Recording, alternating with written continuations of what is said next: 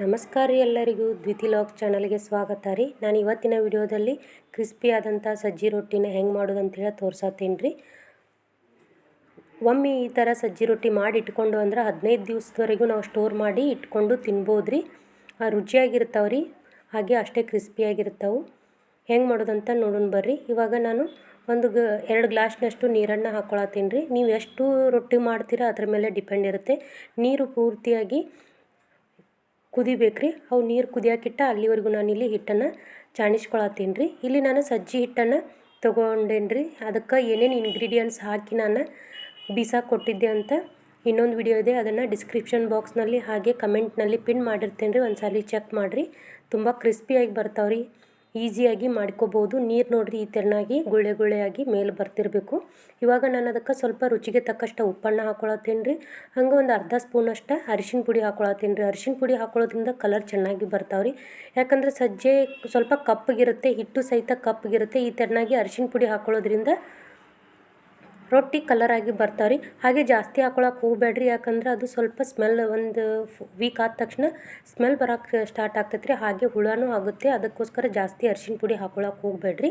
ಈ ತೆರನಾಗಿ ನೀರು ಪೂರ್ತಿಯಾಗಿ ಕುದಿ ಬರಬೇಕು. ಅಷ್ಟರಲ್ಲಿ ನಾವು ಹಿಟ್ಟು ಚಾಣಿಸಿ ಇಟ್ಕೊಂಡು ಅದರಲ್ಲಿ ನಡುವೆ ಈ ತೆರನಾಗಿ ಒಂದು ಹೋಲ್ ಮಾಡಿ ಇಟ್ಕೊಂಡಿರಬೇಕು. ಸ್ವಲ್ಪ ಸ್ವಲ್ಪ ನೀರನ್ನು ಹಾಕೋತಾ ಅದನ್ನು ಈ ತೆರನಾಗಿ ಗಟ್ಟಿಯಾಗಿ ಒಂದು ಸ್ಪೂನಿಂದ ಕಲಿಸ್ಕೋಬೇಕು. ಇದಕ್ಕೆ ನಾವು ಜಿಗುಟ್ ಅಂತ ಕರಿತೀವಿ ರೀ. ಇದನ್ನು ಪೂರ್ತಿಯಾಗಿ ಗಟ್ಟಿ ಆಗ್ಬೇಕ್ರಿ. ನಾವು ಎಷ್ಟು ನೀರು ತೊಗೊಂಡೇವಲ್ರಿ ಅಷ್ಟು ನೀರನ್ನು ಹಾಕೊಂಡು ಈ ತೆರನಾಗಿ ಗಟ್ಟಿ ಆಗೋವರೆಗೂ ತಿರುಗಿಸ್ಕೋಬೇಕ್ರಿ. ರುಚಿಯಾಗಿರ್ತಾವ್ರಿ. ಹಾಗೆ ಭಾಳ ದಿನದವರೆಗೂ ಸ್ಟೋರ್ ಮಾಡಿ ಇಟ್ಕೋಬೋದು. ನಾವೆಲ್ಲಾದರೂ 2-3 ಡೇಸು ಟ್ರಿಪ್ಪಿಗೆ ಹೋಗ್ತೀವಿ ಅಂತಂದರೆ ಈ ತೆರನಾಗಿ ರೊಟ್ಟಿ ಮಾಡ್ಕೊಂಡು ಹೋದರೆ ಅದ್ರ ಜೊತೆ ಮೊಸರು, ಶೇಂಗಾ ಚಟ್ನಿ ಇವನ್ನೆಲ್ಲನೂ 2-3 ದಿವಸಿಗೆ ಆಗುವಷ್ಟು ಪ್ರಿಪೇರ್ ಮಾಡ್ಕೊಂಡು ಹೋದರೆ ಎಲ್ಲಾದರೂ ಹೋಟೆಲಲ್ಲಿ ಸಾಂಬಾರು ತೊಗೊಂಡು ತಿಂದರೆ ರುಚಿಯಾಗಿರ್ತೀವಿ. ಯಾಕಂದರೆ ಕೆಲವೊಬ್ಬರಿಗೆ ಹೊರಗಡೆ ಊಟ ರುಚಿ ಅನಿಸೋದಿಲ್ಲ. ಅಂಥವ್ರಿಗೆ ಹೇಳಿದೆ, ಎಲ್ಲರೂ ಈಗೇನು ಎಲ್ಲ ಕಡೆ ಹೋಟೆಲ್ನಲ್ಲಿ ಊಟ ಸಿಗುತ್ತೆ. ಈ ತೆರನಾಗಿ ಪೂರ್ತಿಯಾಗಿ ಗಟ್ಟಿಯಾಗಿ ಕಲಿಸ್ಕೊಂಡು ಅದನ್ನು ಒಣ ಹಿಟ್ಟಿನಲ್ಲಿ ನಾವು ಪೂರ್ತಿಯಾಗಿ ನಾದ್ಕೋಬೇಕಾಗ್ತತಿ. ಹೆಂಗೆ ನಾದ್ಕೊಳ್ಳೋದಂತ ತೋರಿಸ್ತೀನಿ ನೋಡಿ. ಈಗ ಒಣ ಹಿಟ್ಟಿನೊಳಗೆ ನಾವೇನು ಜಿಗುಟ್ಟು ಹಾಕ್ಕೊಂಡಿದ್ವಲ್ರಿ ಅದನ್ನು ಪೂರ್ತಿಯಾಗಿ ಒಣ ಹಿಟ್ಟೊಳಗೆ ಆ ಜಿಗುಟು ಮಿಕ್ಸ್ ಆಗ್ಬೇಕ್ರಿ. ಅಲ್ಲಿ ಆ ಥರನಾಗಿ ಈ ಥರ ಕೈಯಿಂದ ಮಿಕ್ಸ್ ಮಾಡ್ಕೋಬೇಕ್ರಿ. ಸ್ವಲ್ಪ ಬಿಸಿ ಇರುತ್ತೆ ರೀ, ನೋಡಿಕೊಂಡು ಹುಷಾರಾಗಿ ಮಾಡ್ಕೊಳ್ಳಿ. ಬಿಸಿ ಇರುವಾಗಲೇ ಮಾಡ್ಕೋಬೇಕ್ರಿ. ಪೂರ್ತಿ ಆರಿ ಗಟ್ಟಿ ಆಯಿತು ಅಂದರೆ ಅದು ಕಾಳಾಗಿ ಬರುತ್ತೆ ರೀ. ರೊಟ್ಟಿ ಹರಿಯುತ್ತೆ, ಚೆನ್ನಾಗಿ ಮಾಡೋಕ್ಕೆ ಬರಲ್ಲ, ರೌಂಡ್ ಆಗಲ್ಲ, ರೊಟ್ಟಿ ಹರಿಯುತ್ತೆ. ಅದಕ್ಕೋಸ್ಕರ ರೀ ಸ್ವಲ್ಪ ಬಿಸಿ ಇರುವಾಗಲೇ ಈ ಥರನಾಗಿ ಮಾಡ್ಕೋಬೇಕು. ಯಾಕಂದರೆ ಅದು ಒಳಗಿರೋ ಹಿಟ್ಟು ಮೆತ್ತಗಿರುತ್ತೆ, ರೊಟ್ಟಿನೂ ಚೆನ್ನಾಗಿ ಬರುತ್ತೆ. ರೊಟ್ಟಿ ಸ್ವಲ್ಪನೂ ಹರಿಯದೇ ಥರನಾಗಿ ಬರುತ್ತೆ ರೀ. ಒಣ ಹಿಟ್ಟಿನಲ್ಲಿ ಈ ಥರನಾಗಿ ಕಲಿಸ್ಕೋಬೇಕು. ರೊಟ್ಟಿ ಮಾಡುವಾಗ ನಾವೇನು ಹಿಟ್ಟನ್ನು ನಾದ್ಕೋತೇವಲ್ರಿ ಅದೇ ಇಂಪಾರ್ಟೆಂಟ್ ಥಿಂಗ್ ಆಗಿರ್ತೈತಿ. ನಾವು ಎಷ್ಟು ಚೆನ್ನಾಗಿ ಹಿಟ್ಟನ್ನು ಚರ ಅಂಥೇಳಿ ನಾದ್ಕೋತೇವಲ್ರಿ ಅಷ್ಟು ರೊಟ್ಟಿ ಚೆನ್ನಾಗಿ ಬರುತ್ತೆ ರೀ. ಸ್ವಲ್ಪನೂ ತುಂಡಾಗದೆ ನಾವು ಹಿಟ್ಟನ್ನು ಚೆಂದ ನಮಗೆ ನಾದ್ಕೊಳ್ಳಿಲ್ಲ ಅಂದರೆ ರೊಟ್ಟಿ ಕರೆಕ್ಟಾಗಿ ಬರೋದಿಲ್ಲ, ಹರಿಯೋಕ್ಕೆ ಸ್ಟಾರ್ಟ್ ಆಗುತ್ತೆ. ಅಂದರೆ ಸೈಡೆಲ್ಲ ಸ್ವಲ್ಪ ಬಿಡಿ ಆಗೋಕ್ಕೆ ಸ್ಟಾರ್ಟ್ ಆಗುತ್ತೆ. ನೀವು ಪೂರ್ತಿಯಾಗಿ ತೆಳುವಾಗಿಯೂ ಅಲ್ಲದೆ ಪೂರ್ತಿ ಗಟ್ಟಿನೂ ಅಲ್ಲದೆ ಒಂದೇ ಹದಕ್ಕೆ ಹಿಟ್ಟನ್ನು ನಾದ್ಕೋಬೇಕಾಗುತ್ತೆ. ನನಗೆ ಸ್ವಲ್ಪ ತಿಳು ಇದ್ರೇ ರೊಟ್ಟಿ ಚೆನ್ನಾಗಿ ಬರುತ್ತೆ. ಅದಕ್ಕೋಸ್ಕರ ಸ್ವಲ್ಪ ತಿಳುವಾಗಿ ನಾದ್ಕೋತೀನಿ. ನಿಮ್ಗೆ ಯಾವ ಥರ ಹದ ಬಂದರೆ ರೊಟ್ಟಿ ಮಾಡೋಕ್ಕೆ ಈಸಿ ಆಗುತ್ತೆ ಅಲ್ರಿ, ಅದನ್ನು ನೋಡ್ಕೊಂಡು ನೀವು ಹಿಟ್ಟನ್ನು ನಾದ್ಕೊಳ್ರಿ. ಇವಾಗ ನಾನು ನಾದ್ಕೊಂಡಿರೋ ಹಿಟ್ಟನ್ನು ಅರ್ಧ ಭಾಗ ಮಾಡ್ಕೊಂಡು ಎಷ್ಟು ನಾನು ಈಗ ಮಾಡೋಕೆ ತೊಗೋತೇನಲ್ರಿ ಅಷ್ಟನ್ನು ಮಾತ್ರ ಕರೆಕ್ಟಾಗಿ ಒಂದು ಹದ ಮಾಡ್ಕೊಂಡು ಇಟ್ಕೋತೀನಿ ರೀ ಪೂರ್ತಿ ತೆಳುವಾಗಿ. ಇವಾಗ ನಾನಿಲ್ಲಿ ಬಿಳಿ ಎಳ್ಳನ್ನು ಯೂಸ್ ಮಾಡ್ಕೊಳತ್ತೇನೋ. ಸಣ್ಣದೇ ಲಿಂಬೆಕಾಯಿ ಅಷ್ಟೇ ಹಿಟ್ಟನ್ನು ತೊಗೊಳ್ರಿ. ಜಾಸ್ತಿ ತೊಗೊಂಡ್ರೆ ರೊಟ್ಟಿ ದಿಪ್ಪಾಗುತ್ತೆ. ಸ್ವಲ್ಪನೇ ಹಿಟ್ಟನ್ನು ತೊಗೊಂಡು ಅದಕ್ಕೆ ಈ ಥರನಾಗಿ ಎಳ್ಳನ್ನು ಹಚ್ಕೊಂಡು ಕೆಳಗಡೆ ಒಣ ಹಿಟ್ಟನ್ನು ಹಾಕ್ಕೊಂಡು ರೊಟ್ಟಿನ ತಟ್ಟಬೇಕು.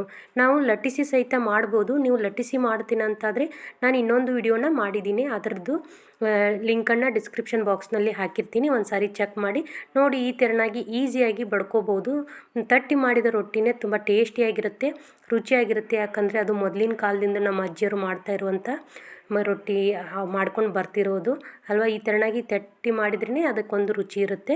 ಈ ಥರನಾಗಿ ಒಂದು ಕೈಯಿಂದ ಮೇಲ್ಗಡೆ ಸರಿಸ್ಬೇಕು, ಮತ್ತೊಂದು ಕಡೆಯಿಂದ ಕೈಯನ್ನು ರೊಟ್ಟಿನ ಎಳ್ಕೋಬೇಕು. ಅಂದ್ರೇ ರೊಟ್ಟಿ ಕರೆಕ್ಟಾಗಿ ಬರುತ್ತೆ. ನೋಡಿ ಎಷ್ಟು ಪರ್ಫೆಕ್ಟಾಗಿ ಬಂದಿದೆ ಅಂದರೆ ನಮ್ಮದೇ ಹಿಟ್ಟಿಗೆ ನೀರು ಹಾಕೋ ಪದ್ಧತಿನೂ ಕರೆಕ್ಟಾಗಿದೆ, ಹಾಗೆ ನಾದ್ಕೊಳ್ಳೋ ಪದ್ಧತಿನೂ ಕರೆಕ್ಟಾಗಿದೆ. ಅದಕ್ಕೆ ರೊಟ್ಟಿ ಸ್ವಲ್ಪನೂ ತುಂಡಾಗದೇ ಇರೋ ಥರ ಕರೆಕ್ಟಾಗಿ ಪರ್ಫೆಕ್ಟಾಗಿ ಬಂದಿದೆ. ಇವಾಗ ಲಾಸ್ಟಲ್ಲಿ ಈ ಥರನಾಗಿ ನಿಮ್ಗೆ ಎಲ್ಲಿ ದಿಪ್ಪ ಅನಿಸುತ್ತೆ ಅಲ್ರಿ, ಈ ಥರನಾಗಿ ಒಂದು ಸಾರಿ ಕೈಯಿಂದ ತಟ್ಕೊಂಡ್ರಿ ಅಂದ್ರೆ ಆಯ್ತು ರೀ, ಪೂರ್ತಿ ತೆಳುವಾಗುತ್ತೆ. ನಾವು ಎಷ್ಟು ದೊಡ್ಡದಾಗಿಯೂ ಸಹಿತ ಬಡ್ಕೋಬೋದು. ಈ ತೆರನಾಗಿ ಲಟ್ಟಿಸಿ ಮಾಡ್ಕೊಳ್ಳೋದಕ್ಕಿಂತ ಈ ತೆರನಾಗಿ ತಟ್ಟಿ ಮಾಡ್ಕೊಳ್ಳೋದೇ ನನಗಂತೂ ಪರ್ಸ್ನಲಿ ಇಷ್ಟ ಆಗುತ್ತೆ ರೀ. ಇವಾಗ ನಾನು ಹಂಚ ಕಾಯಕ್ಕೆ ಇಟ್ಟೀನಿ ರೀ. ಇತ್ತ ನಾನು ರೊಟ್ಟಿ ತಟ್ಟುವಾಗಲೇ ಹಂಚನ್ನು ಕಾಯಕ್ಕಿಟ್ಟಿದ್ದೆ. ಇತ್ತ ಹಂಚನು ಕಾದಿತ್ತು. ನಾವು ಏನು ಕೆಳಗಡೆ ಹಿಟ್ಟಾಗಿ ಬಡ್ಕೊಂಡಿದ್ವಲ್ವ ಅದನ್ನೇ ಮೇಲ್ಗಡೆ ಮಾಡಿ ಹಾಕ್ಕೋಬೇಕು. ಮೇಲ್ಗಡೆದನ್ನ ಕೆಳಗಡೆ ಮಾಡಿ ಹಾಕ್ಕೋಬೇಕು. ಈ ಥರನಾಗಿ ಕಾಟನ್ ಬಟ್ಟೆನ ತೊಗೊಂಡು ನೀರಲ್ಲಿ ಅದ್ದಿ ಪೂರ್ತಿಯಾಗಿ ಅದನ್ನು ಹಿಟ್ಟು ಹೋಗುವವರೆಗೂ ನೀರನ್ನು ಹಚ್ಕೋಬೇಕು. ಇವಾಗ ನೋಡಿ ನೀರಿನ ಅಂಶ ಪೂರ್ತಿಯಾಗಿ ಆರಿದ ಮೇಲೆ ನಾವು ರೊಟ್ಟಿನ ಟರ್ನ್ ಮಾಡ್ಕೋಬೇಕಾಗುತ್ತೆ. ಇದು ನಂದು ಸ್ವಲ್ಪ ಹಂಚು ತಿಳುವಾಗಿದೆ, ಅದಕ್ಕೋಸ್ಕರ ಸ್ವಲ್ಪ ಅಂದರೆ ಹೊತ್ತದ ಹಾಗೆ ಕಾಣಿಸುತ್ತೆ. ಇದು 15 ವರ್ಷ ಆಯಿತು ನಾನು ಈ ಹಂಚನ್ನು ತೊಗೊಂಡು. ಇವಾಗ ನೋಡಿ ರೊಟ್ಟಿನ ತಿರುಗಿಕೊಂಡೆ. ನಾನಿಲ್ಲಿ ಕಾಟನ್ ಬಟ್ಟೆನ ತೊಗೊಂಡು ಈ ಥರನಾಗಿ ಪ್ರೆಸ್ ಮಾಡ್ಕೋತಾ ಇದ್ದೀನಿ. ಈ ಥರನಾಗಿ ಪ್ರೆಸ್ ಮಾಡ್ಕೊಳ್ಳೋದ್ರಿಂದ ರೊಟ್ಟಿ ಕ್ರಿಸ್ಪಿಯಾಗಿ ಬರುತ್ತೆ, ಎಲ್ಲ ಕಡೆನೂ ಕರೆಕ್ಟಾಗಿ ಬೇಯುತ್ತೆ. ನಾವೀಗ ಮಾಡ್ಕೊಳ್ತಾ ಇರೋದು ಕಟಕ್ ರೊಟ್ಟಿ ಅಲ್ವಾ, ಅದಕ್ಕೋಸ್ಕರ ಪೂರ್ತಿಯಾಗಿ ಕಟಕ್ಕಾಗಿ ಬೇಯಿಸ್ಕೋಬೇಕಾಗುತ್ತೆ. ಸ್ವಲ್ಪನೂ ಬಿಡದೇ ಇರೋ ಥರ ಮೆತ್ತಗೆ ಎಲ್ಲಿರುತ್ತೆ ಅದನ್ನು ನೋಡ್ಕೊಂಡು ನಾವು ಈ ಥರನಾಗಿ ಬಟ್ಟೆಯಿಂದ ಒತ್ತಿ ಬೇಯಿಸ್ಕೋಬೇಕಾಗುತ್ತೆ. ನಮ್ಮದು ಹಂಚು ಸ್ವಲ್ಪ ತಿಳು ಇರೋದ್ರಿಂದ ಈ ಥರನಾಗಿ ಕಲರ್ ಚೇಂಜ್ ಆಗ್ತಾಯಿದೆ.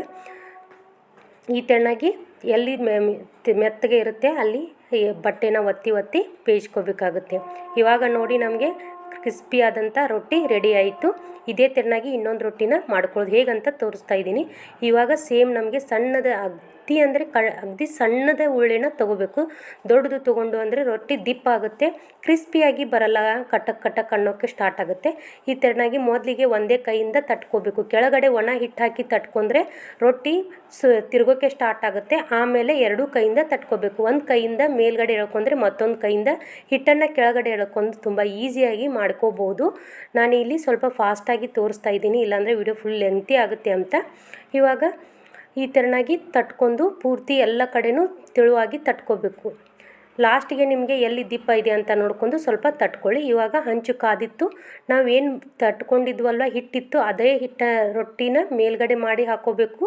ತಟ್ಟಿದ ರೊಟ್ಟಿನ ಕೆಳಗಡೆ ಮಾಡಿ ಅಂದರೆ ಆ ಪಾಟನ ಕೆಳಗಡೆ ಮಾಡಿ ಹಾಕ್ಕೊಂಡು ಕಾಟನ್ ಬಟ್ಟೆಯನ್ನು ನೀರಲ್ಲಿ ಅದ್ದಿ ಅದು ಹಿಟ್ಟಿನ ಅಂಶ ಹೋಗುವ ತನಕ ನೀರಿನಿಂದ ಬಟ್ಟೆಯಿಂದ ಅದನ್ನು ಒತ್ಕೋಬೇಕು. ಇವಾಗ ನೀರಿನ ಅಂಶ ಎಲ್ಲ ಆರಿದ ಮೇಲೆ ಈ ಥರನಾಗಿ ರೊಟ್ಟಿನ ಟರ್ನ್ ಮಾಡ್ಕೋಬೇಕು. ರೊಟ್ಟಿನ ಟರ್ನ್ ಮಾಡ್ಕೊಂಡು ಕೆಳಗಡೆ ಬೆಂದ ನಂತರ ನಾವೇನು ಮಾಡಬೇಕಂತ ಅಂದರೆ ಕಾಟನ್ ಬಟ್ಟೆಯಿಂದ ಆವಾಗಲೇ ತೋರಿಸಿದ್ನಲ್ವ, ಆ ಕಾಟನ್ ಬಟ್ಟೆಯಿಂದ ಎಲ್ಲಿ ಮೆದು ಇರುತ್ತೆ ಅದರಿಂದ ಪ್ರೆಸ್ ಮಾಡ್ಕೋತಾ ಬೇಯಿಸ್ಕೊಂಡ್ರೆ ನಮಗೆ ರುಚಿಯಾದಂಥ ಕಟಕ್ ರೊಟ್ಟಿ ರೆಡಿ ಆಯಿತು. ನೀವು ಒಂದು ಸಾರಿ ಟ್ರೈ ಮಾಡಿ ನಿಮಗೆ ಹೇಗೆ ಅನಿಸ್ತು ಅಂತ ನನಗೆ ಕಮೆಂಟ್ ಬಾಕ್ಸ್ನಲ್ಲಿ ತಿಳಿಸಿ. ಹಾಗೆ ನೀವು ನನ್ನ ಚಾನಲ್ನ ಸಬ್ಸ್ಕ್ರೈಬ್ ಮಾಡ್ಕೊಳ್ಳದೆ ನೋಡ್ತಾ ಇದ್ದರೆ ಪ್ಲೀಸ್ ಸಬ್ಸ್ಕ್ರೈಬ್ ಮಾಡ್ಕೊಳ್ಳಿ. ಹಾಗೆ ಬೆಲ್ ಐಕನ್ನ ಪ್ರೆಸ್ ಮಾಡಿ. ಬೆಲ್ ಐಕನ್ ಪ್ರೆಸ್ ಮಾಡೋದ್ರಿಂದ ನಾನು ಹಾಕೋ ಪ್ರತಿಯೊಂದು ವಿಡಿಯೋದ ನೋಟಿಫಿಕೇಷನ್ ಬರುತ್ತೆ, ನಿಮಗೆ ನೋಡೋಕ್ಕೆ ಈಸಿ ಆಗುತ್ತೆ. ಈ ಥರನಾಗಿ ಕಾಟನ್ ಬಟ್ಟೆಯಿಂದ ರೊಟ್ಟಿನ ಎಲ್ಲಿ ಮಿದು ಇರುತ್ತೆ ಅಲ್ಲಿ ಗಟ್ಟಿಯಾಗಿ ಒತ್ಕೊಂಡ್ರೆ ರೊಟ್ಟಿ ಕಟಕಾಗಿ ಬರುತ್ತೆ. ಇವಾಗ ನಾನು ಈ ಜೋಳದ ರೊಟ್ಟಿನೂ ಮಾಡೋದನ್ನ ತೋರಿಸಿದ್ದೀನಿ, ಅದನ್ನು ಸಹಿತ ನಿಮಗೆ ಡಿಸ್ಕ್ರಿಪ್ಷನ್ ಬಾಕ್ಸ್ನಲ್ಲಿ ಲಿಂಕ್ ಕೊಟ್ಟಿರ್ತೀನಿ. ಇವಾಗ ನೋಡಿ ನಾನು ಹಿಟ್ಟು ನಾದಿಕೊಂಡಿರುವಲ್ಲಿ ಇಷ್ಟು ರೊಟ್ಟಿ ಆಯಿತು, ಎಷ್ಟು ಕ್ರಿಸ್ಪಿಯಾಗಿ ಬಂದಿದ್ದಾವೆ ಅಂತ. ಇವತ್ತಿನ ವಿಡಿಯೋ ನಿಮಗೆ ಇಷ್ಟ ಆಗಿದೆ ಅಂತ ಅಂದ್ಕೊಂಡಿದ್ದೀನಿ. ಇಷ್ಟ ಆಗಿದ್ದರೆ ಪ್ಲೀಸ್ ಲೈಕ್ ಮಾಡಿ, ಶೇರ್ ಮಾಡಿ, ಹಾಗೆ ಕಮೆಂಟ್ ಮಾಡೋದನ್ನು ಮರಿಬೇಡಿ. ಮತ್ತೆ ಮುಂದಿನ ವಿಡಿಯೋದಲ್ಲಿ ಸಿಗ್ತೀನಿ, ಮತ್ತೊಂದು ರೆಸಿಪಿಯೊಂದಿಗೆ ಸಿಗ್ತೀನಿ. ಅಲ್ಲಿವರೆಗೂ ಎಲ್ಲರಿಗೂ ನಮಸ್ಕಾರ. ಅನ್ನದಾತ ಸುಖೀ ಭವ, ಸರ್ವೇ ಜನ ಸುಖಿನೋ ಭವ.